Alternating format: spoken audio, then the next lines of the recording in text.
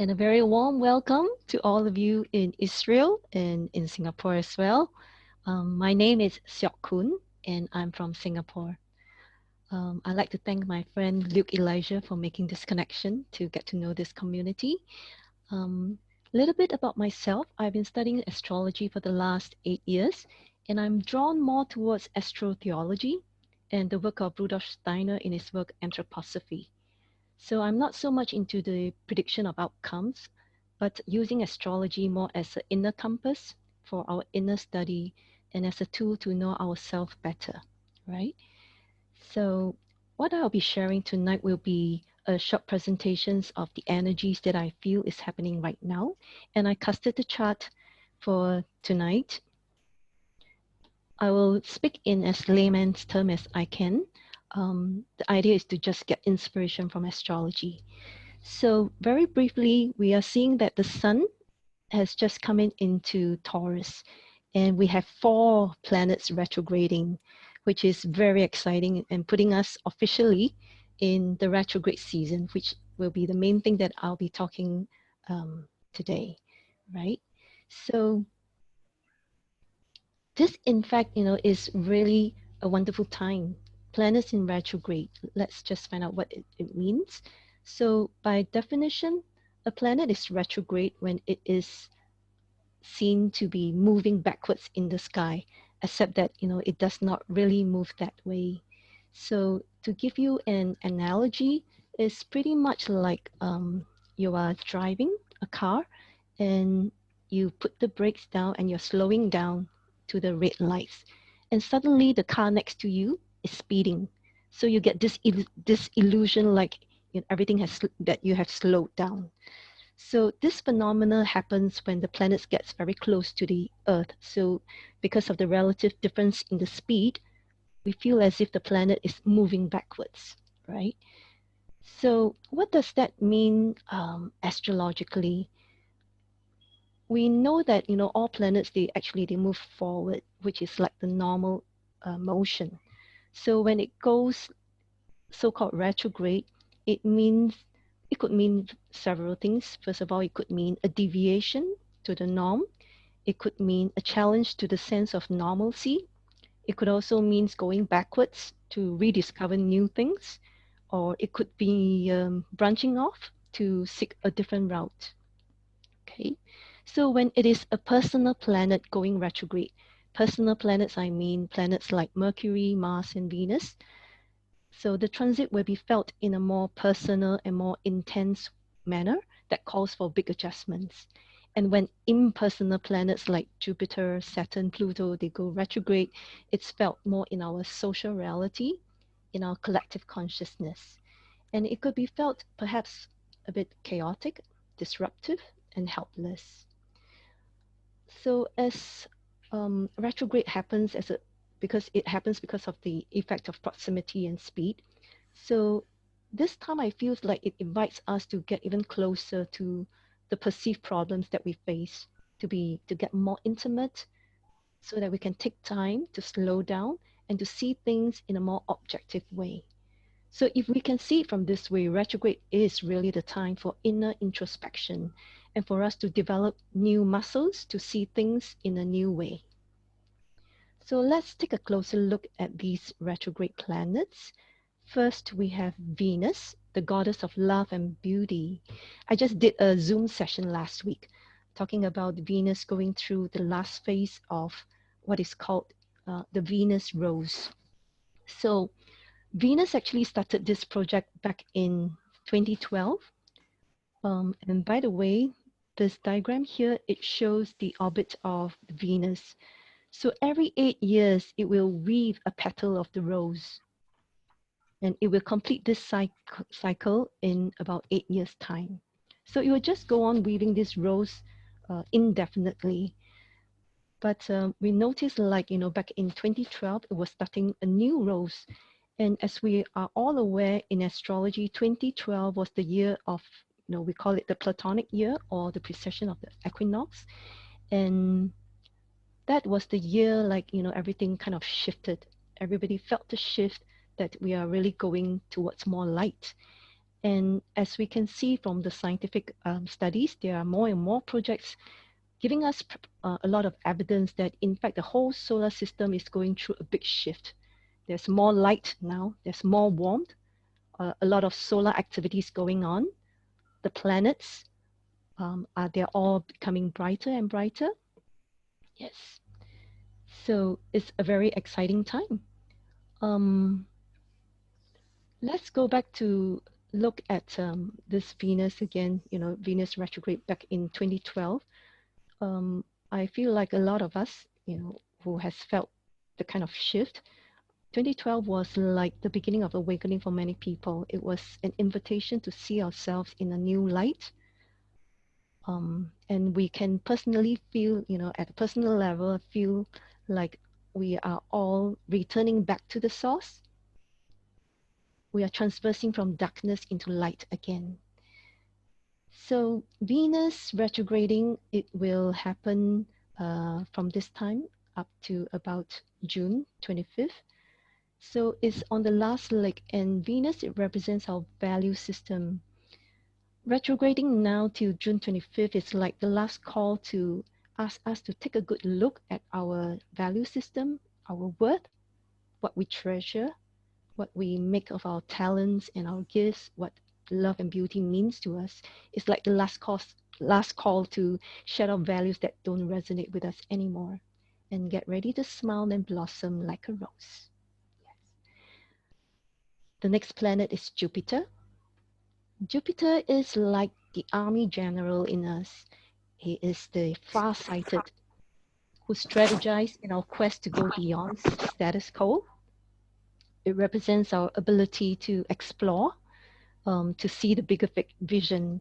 So if we are always worried about the future, it will affect our liver function, which is related to Jupiter.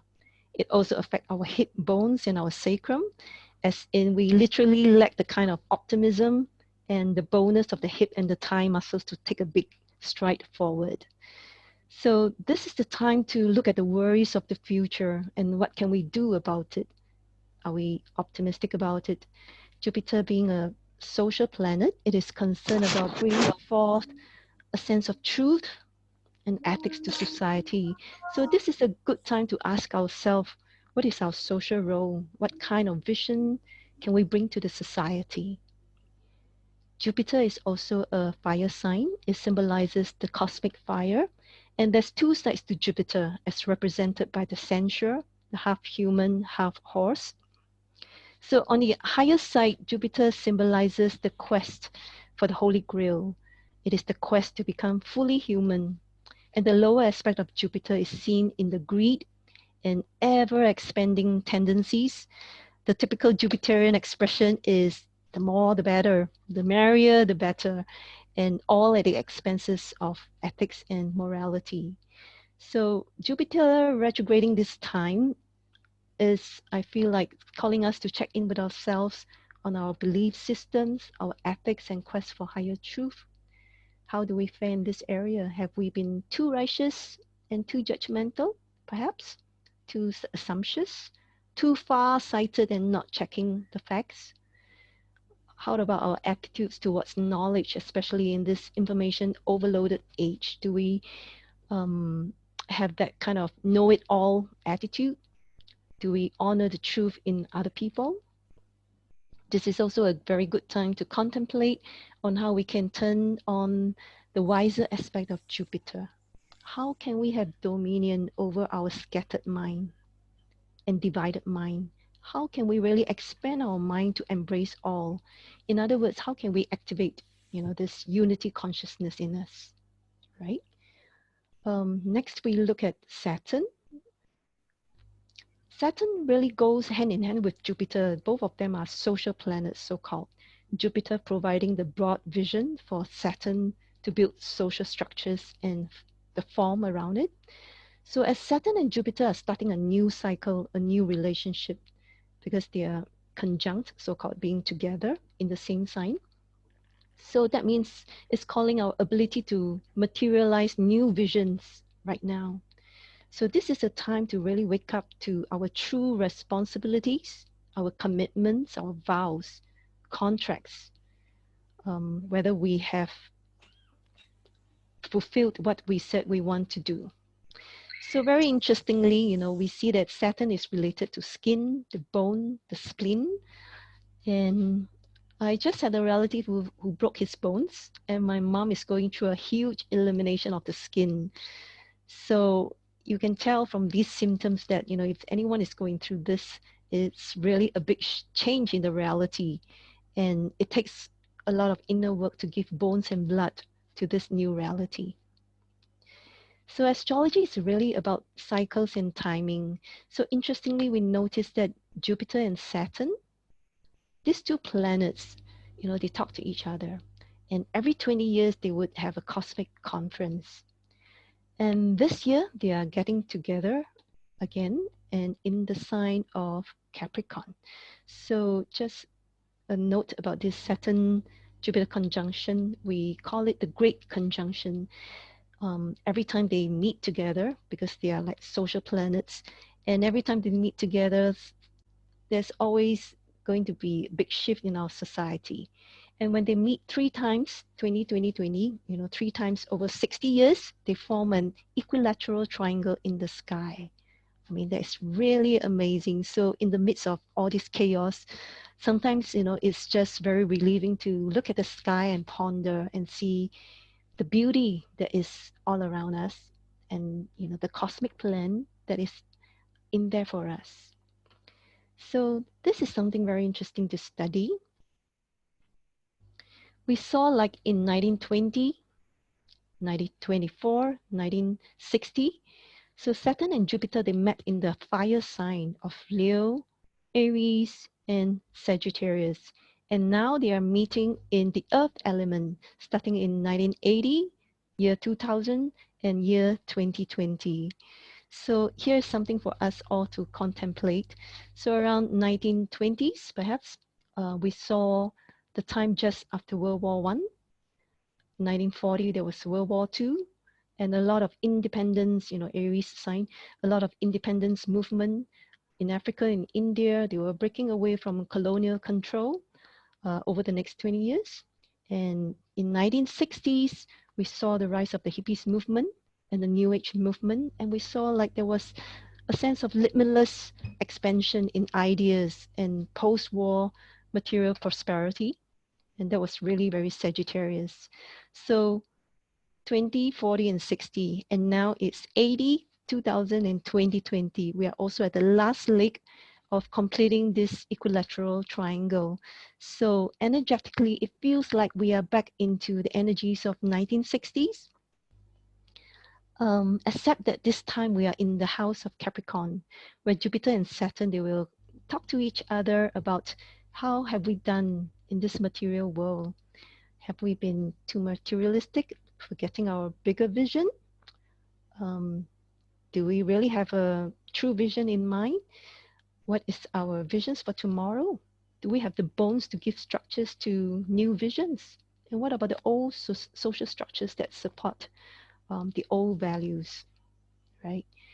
So with all these retrograde, movements going on and big conjunctions, so 2020, as a lot of people predicted, it is a year of confusion because a lot of old things seems, it's like with also, I forgot to mention, Pluto is also retrograding, and Pluto is well known as to be the bulldozer.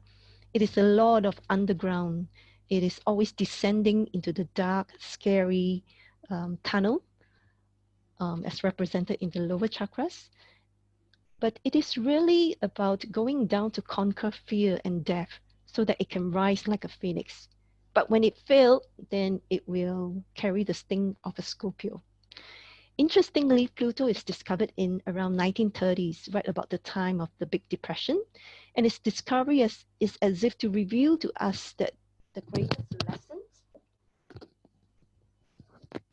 greatest lessons of abundance is to be found in lack and poverty, and the greatest lesson of light is to be found in the darkest tunnel.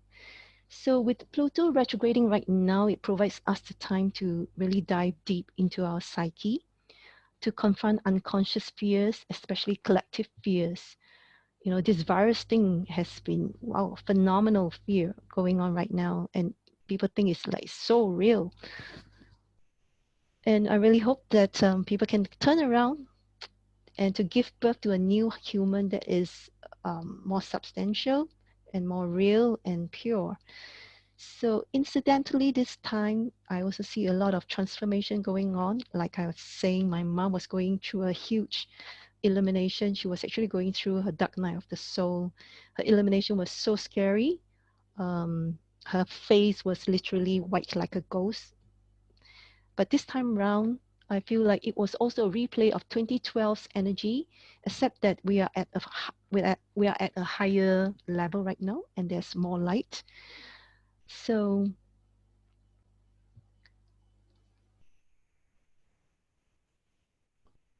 and there is something very interesting about Pluto-Jupiter conjunction. Pluto is not so well studied, right? We just know that this Pluto-Jupiter conjunction, it recurs about every 13 years. And there has been some research going on. You can also do your own research, what happens, every 13 years. And I did a little bit of digging. 1981, we saw HIV outbreak. 1994 was Rwanda massacre. 2009, we saw H5N1. And 2007, there was the swine flu season. So every time, like, Jupiter is about optimism and our ability to see the future. And when that part of us is taken away, and there's only fear, we can easily manifest that in diseases and viruses, having something outside that's attacking us, that kind of consciousness, right? So in the midst of all this chaos and darkness going on, I'd just like to share some of the pointers that can help us maneuver. And I like to quote this spiritual leader, Omram: you have to arm yourself with light before confronting darkness. I feel this is so right on. It means that we need to really have the ability to be centered, to be in the center of the storm, to be the eye of the storm, and to not to be caught up in the storm. So I was listening to Basha, which is a channeling by Daryl Anka, and he calls this time the eye of the needle. And I thought it is such a timely reminder. And incidentally, it's also such a synchronicity for me, as I have been bumping into Matthew 19:24 many times in the past months. And it finally dawned on me that we are crossing this eye of the needle right now. I mean, look, most of us are locked down at home and we are forced to face ourselves as if going through the needle. So, what better time than it is now to drop all baggages emotionally, mentally, and to die and to see you at the other side of the needle. Yes. So, I came across a very nice interpretation of Matthew 19:24. Again, I tell you, it's easier for a camel to go through the eye of a needle than for a rich man to enter the kingdom of God.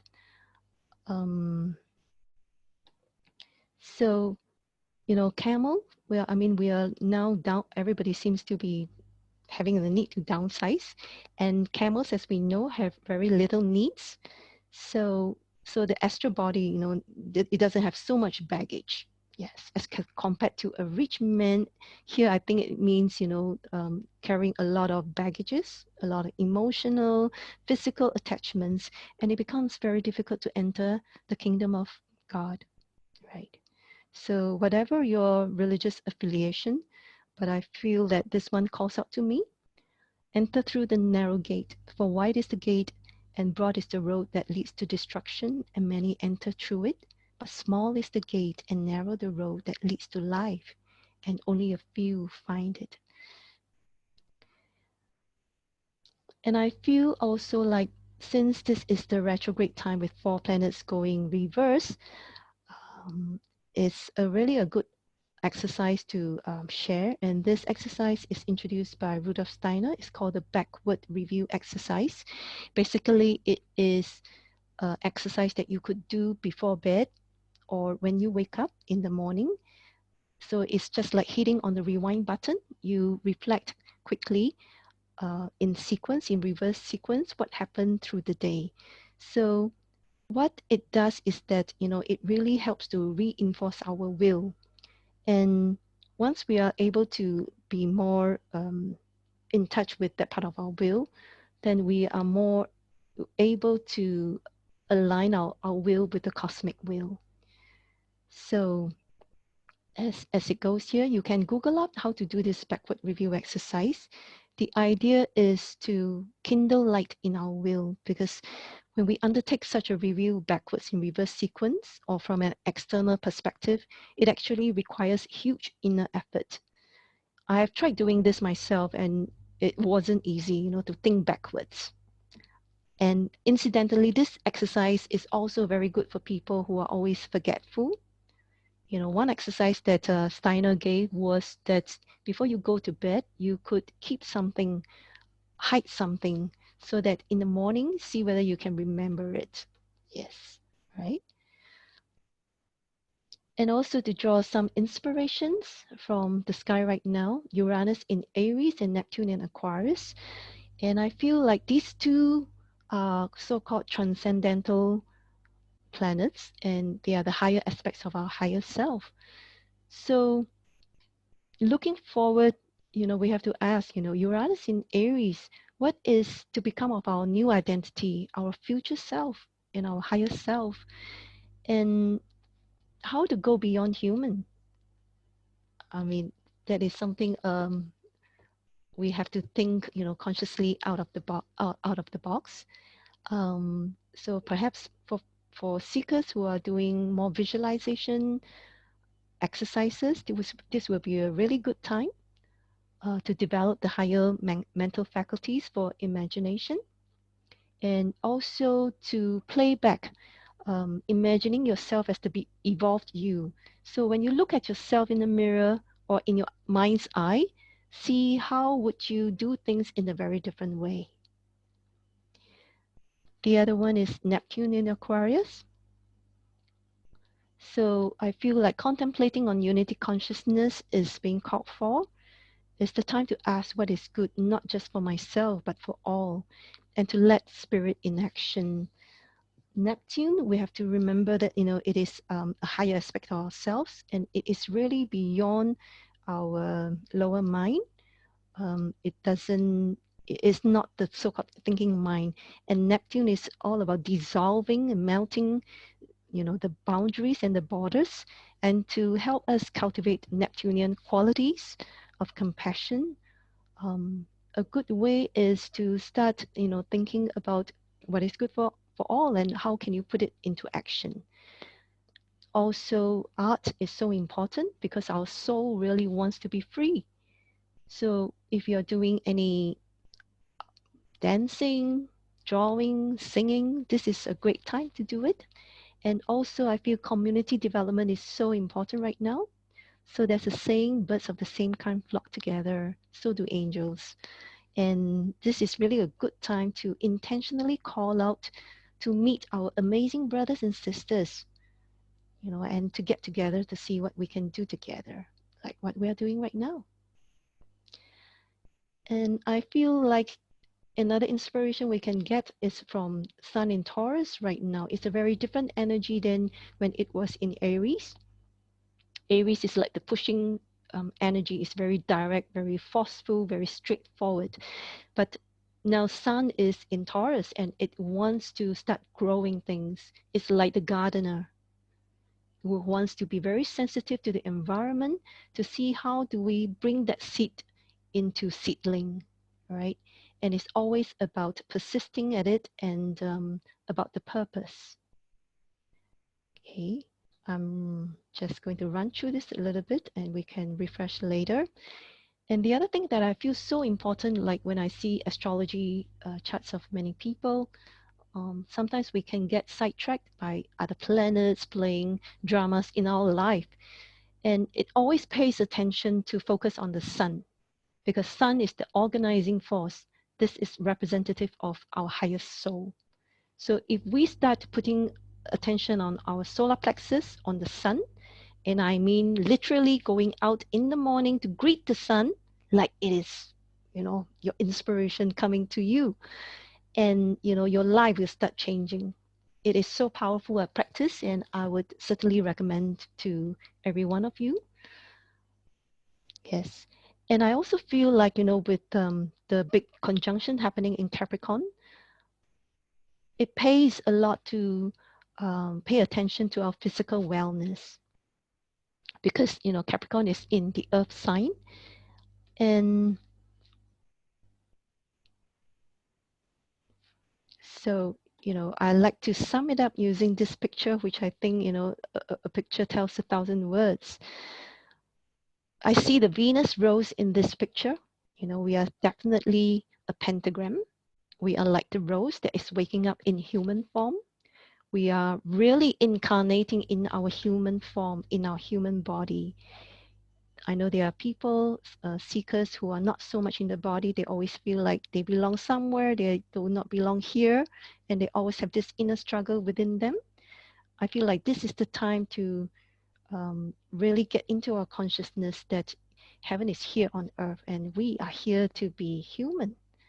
So I see, like, with Saturn, Jupiter, Venus going retrograde, it calls us to pay attention again to the form, the function, and the beauty in us, and how it manifests in our human body itself, and in your bigger reality, in your society as well, right? So that's all for my sharing, and I'll just open up. If I can do any clarification, I'll be happy to. And if you would like to know more information, I have a website, siokhoonpoh.com. At this time, I'm offering special online support and half price discounts for full readings as well. So if there's any need, I'll be happy. If there's any questions, I'll be happy to answer. Can you say a few more words about this backward review exercise? Okay, so spend about 5-10 minutes. You don't have to do 30 minutes, just 5-10 minutes. Review from the time you go to bed. What was the last thing you did? Like for me, I went to, and I just have a cup of water, and then what did I do next, and what did I do before that? Just run through the day until from the time you wake up. Yes. So, the idea is to really go back. And if you do it in the morning when you first wake up, is even more effective, because it can really push our consciousness into the dream state, what we have experienced. So something very marvelous is about that time, the gap between being awake and being unconscious. Magic happens. It's just like the in-breath and the out-breath, and what is in between is really the magic that happens. Just like, the sunrise and sunset, those timings are always energetically, it offers, magical space for things to happen. So when we pay attention to breathing in between, the state, and so when we wake up and then we try to recall what happened in our dreams. Okay, if you can't recall, it's all right. Then you recall what was the last thought that you had in mind before you go to bed. Yes. And what is the purpose of doing this? It helps to strengthen our will, because Steiner explains like it's about the will and our thinking and our feeling. So the three aspects of us has to be aligned. Yes. So I'm not so sure about um, Steiner's work, how familiar you are. There's a lot more resources now available online, and I feel like the community is also more vibrant right now. They do offer a lot of ways to help the emotional body as well as the mental body connect better, as in, like, in their childcare, in their schools, the Waldorf school. I think they have done wonderful work. Yes. I hope that answers you. Are there any more questions? Okay, I have a question here. What does the movement of the planet seem to mean for the future of the world financially? Mhm. Well, as I said earlier, I'm not so much into predicting, but it does seem like this is really a big shift and new reality is coming in. So I feel like if we can operate from a higher consciousness, then we are in a better position to be the architect for the future. Because if we're always caught in the polarity games, the darkness versus the light, pitting against each other is not going to work. So I feel like this is the time where humanity really have to show its maturity and how we can play this game better. Yeah, because I mean, I feel like energetically, this is such a good time. There's so much light and so much that we are able to do. So, I know there are a lot of astrologers who are predicting, downfall of the economy system and the fears around it, but I would prefer to see it from the more optimistic side. And of course, like in transition, every time like there is a chaos, um, there will be a time frame in which like the new will not be able to come in right at the time, where the old goes. So there could be a lot of confusion. There could be a lot of darkness going on. So the best is still stay in the center. Don't be too caught up in the dramas. That is my message. Yes. Um, okay. And one thing I like to mention too about Venus. Mhm. Venus is associated with the organs, the kidney, and the larynx. And Venus is the ruler of Libra as well as the ruler of Taurus, right? So there's like two sides to Venus, the lower part as in represented in the Taurus, more animal, and the Libra, which is, more objective. It is always weighing. Yes. So as in seen in the organs of kidneys. And we know like in kidneys, in Chinese medicine, it is the storage of our essence. So we know that, when a person is out of values, so they are always easily swayed by things, easily influenced by people around them. They will become very possessive, very insecure, a lot of emotional dramas happening. They would want to control things and be in the fight and flight mode, and that would definitely affect the kidneys. Yeah. And larynx is also related to Taurus. It is also related to Venus. And interestingly, what Steiner, he in his work talks about development of larynx. He said that more and more people are going to realize that in the years to come, we are going to find out like the larynx has got so much power. We will find that there's so much power in the words we say, as in we will be able to manifest the reality through our words and intention. So that's why you see right now there has been a surge of sound healers. A lot of people are opening up their voice to speak up the truth and to vibrationally know that how we can shift our reality with that. I like to link astrology, to a more personal level. So you can always check in with yourself, like, how is your kidney doing? How is your fear level doing? And how can you help yourself when you're in such a state?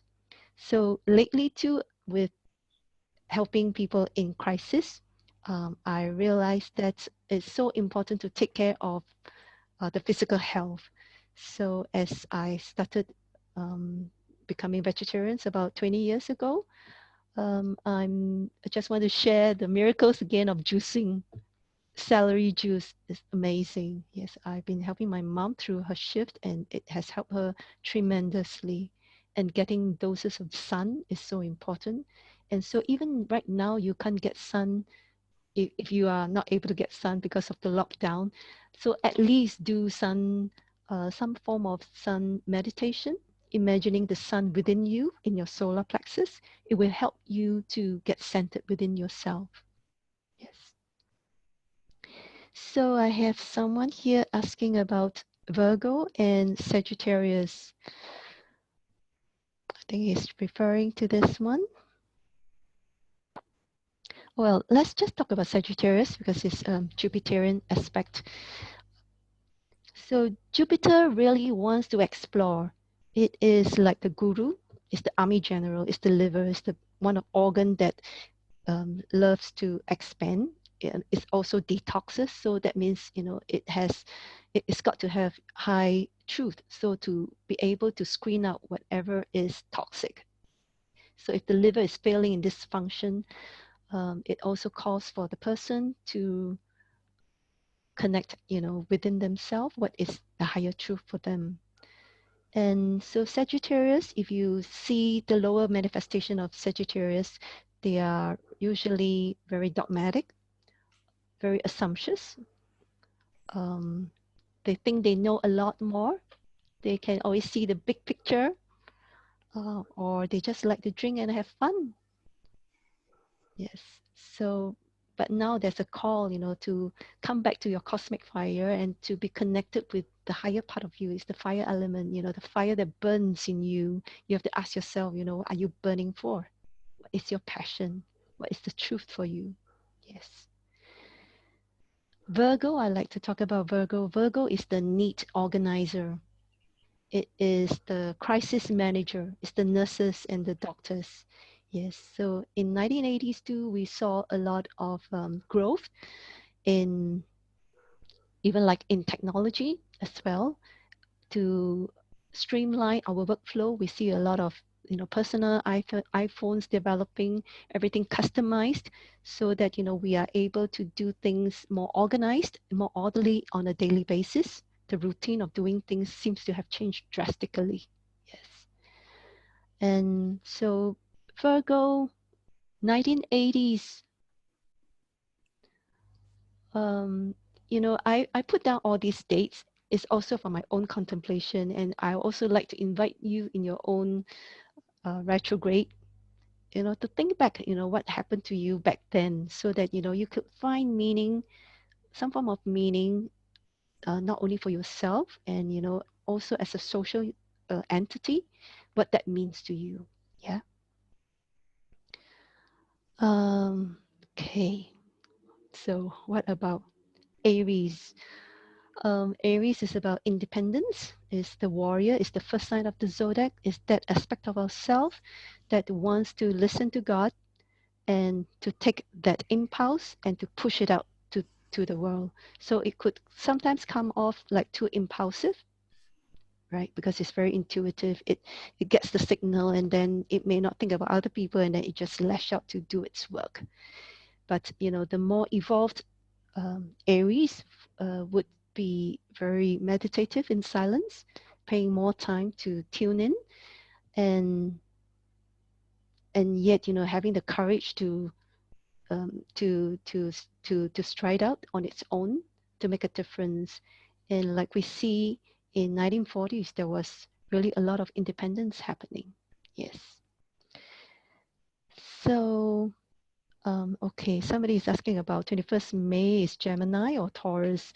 The chart that I casted is a sidereal chart. It's different from the Western tropical chart. I have done tropical chart before, which is the Western chart. I felt that when I switched doing the sidereal chart, which is more of the Vedic chart, it gave me a different perspective. I feel like the tropical one, it gave me an accurate picture of the apparent reality, but when it comes to the inner picture, I feel like the Vedic or the sidereal chart speaks to me better.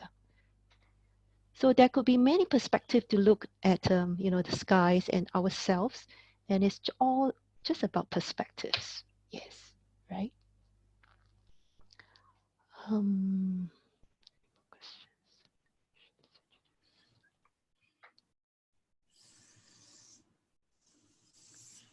okay. Let me see here. So this relationship in the fire sign, so like there's like three fires. The Aries, um, is like the small fire that burns in us. It grows to more mature in the summer, Leo, and then, into the late summer, Sagittarius. So it's like a different intensity in the fire sign. So I feel like, Jupiter and Saturn in the fire sign, it could have brought a lot of, it could have lit it up, given us a lot of fire element to seek the truth. I mean, look at 1960. It culminated into, the New Age movement and a lot of ideas for expansion and for individualities to come true. Yeah. Okay. Suk, I'm going to interrupt for a moment. Can you All hear right. me? Yeah. And Yes. let you take more questions. You have a wonderful response here, and I want to thank you, Thank especially you. for stepping up. And you didn't really know us, and you have amazing knowledge and such a calm, soothing way of presenting it. So thank you so much for your presentation today. Thank you so much. I put in the chat there is a form. If anyone is interested to sign up for mailing list, they are feel free to do so. Thank you again. Thank you.